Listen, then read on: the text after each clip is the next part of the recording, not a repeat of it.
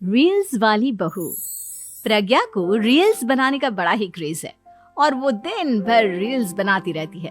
खाते पीते घूमते फिरते घर में कॉलेज में रील्स बनाने के कारण प्रज्ञा पूरे कॉलेज में हाईलाइटेड है। जहां उसकी रील्स सभी को पसंद आते हैं, वहीं मनीषा चिंता में डूबी रहती है। एक रोज जब खाते हुए प्रज्ञा रील्स बना रही होती है, तब मनीषा कहती है, एक मिनट भी चैन नहीं है इस लड़की को। ये नहीं कि खाना तो आराम से खा ले, लेकिन नहीं, अरे थोड़ी देर रील्स नहीं बनाओगी तो आसमान नहीं टूट पड़ेगा।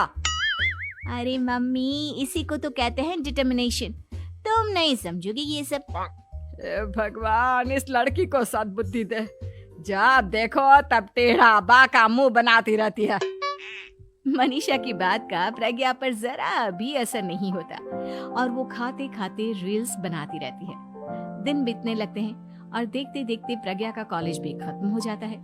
आए दिन कोई ना कोई मनीषा को प्रज्ञा की शादी करवाने का सुझाव दे जाता है। सब ठीक ही कहते हैं, प्रज्ञा की शादी कर देनी चाहिए। अपने घर के काम काज में व्यस्त हो जाएगी तो खुद ही ये रील्स और नाच गाना बंद हो जाएगा। मनीषा और प्रेम प्रज्ञा के लिए एक अच्छा लड़का ढूंढने लगते हैं और तभी विकी का रिश्ता प्रज्ञा के लिए आता है, जिसने प्रज्ञा को उसकी रील्स देखकर पसंद कर लिया था। अगले दिन विकी अपने माता पिता के साथ प्रज्ञा के घर पहुंच जाता है और प्रज्ञा साड़ी पहने हाथों में चाय की ट्रे लिए उनके सामने आती है। जब विकी को पसंद है तो हमें भी बहू पसंद है। बहन जी, आप बारात की तैयारी कीजिए। एक बार लड़का लड़की अकेले में बात कर ले तो अच्छा रहेगा। हाँ हाँ, क्यों नहीं। मनीषा विकी को प्रज्ञा के कमरे में भेजती है, जहां प्रज्ञा पहले से ही रील्स बना रही होती है। तभी विकी कहता है, आ गए आपके साजन जी। हमारे साथ ये रील्स कंप्लीट करती तो और भी अच्छा रहता। अच्छा जी, अब आ ही गए हैं तो बना ही लेती हूँ आपके साथ। दोनों मिलकर रील्स बनाते हैं। जब वी मीट और तुरंत पोस्ट भी कर देते हैं। फिर विकी कहता है, जब आप साड़ी में चाय लेकर आई तब मुझे लगा कि कहीं मैं गलत घर में तो नहीं आ गया। अब सही है। दोनों की शादी पक्की हो जाती है और शादी के दिन भी प्रज्ञा रील्स बनाने से चूकती नहीं। यहाँ तक कि बारात के समय भी नाचते हुए रील्स बनाती है। सभी लोग प्रज्ञा की तारीफ के पुल बांध देते हैं और प्रज्ञा नाचती गाती अपने ससुराल चली जाती है। सब कुछ अच्छा चल रहा होता है। प्रज्ञा यहाँ भी दिन भर हर चीज की रील्स बनाती रहती है। लेकिन कुछ दिनों के बाद जब सुनीता कहती है, बहू, ये रील्स के साथ साथ कुछ काम भी कर लिया करो। वैसे तुझे और क्या क्या बनाना आता है?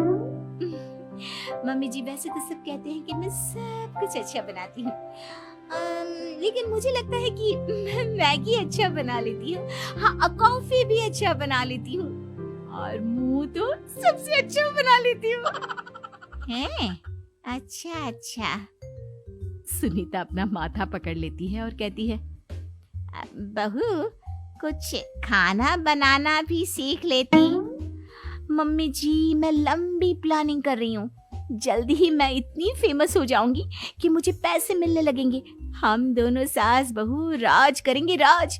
नौकर काम करेंगी और लोगों की तो लाइन लगेगी हमसे मिलने के लिए। तेरा दिमाग खराब हो गया है क्या बहू? हंसी मजाक तक ठीक है, लेकिन इस तरह घर नहीं चलते। जितना जल्दी हो इस घर के तौर तरीकों को सीख लो। प्रज्ञा मुंह घुमाकर चली जाती है और तुरंत उसी वक्त एक रील बनाती है।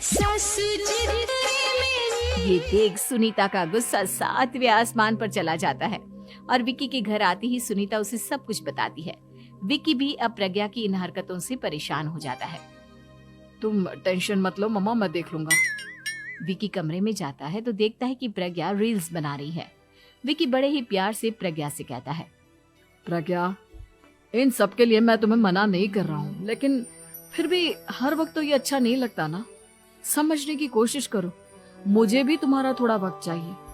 मैं जब ऑफिस से आता हूँ तो मुझे समय देने की जगह इसी में लगे रहते हो। तुम ज्यादा ही सोच रहे हो। तुम भी मेरे साथ रील्स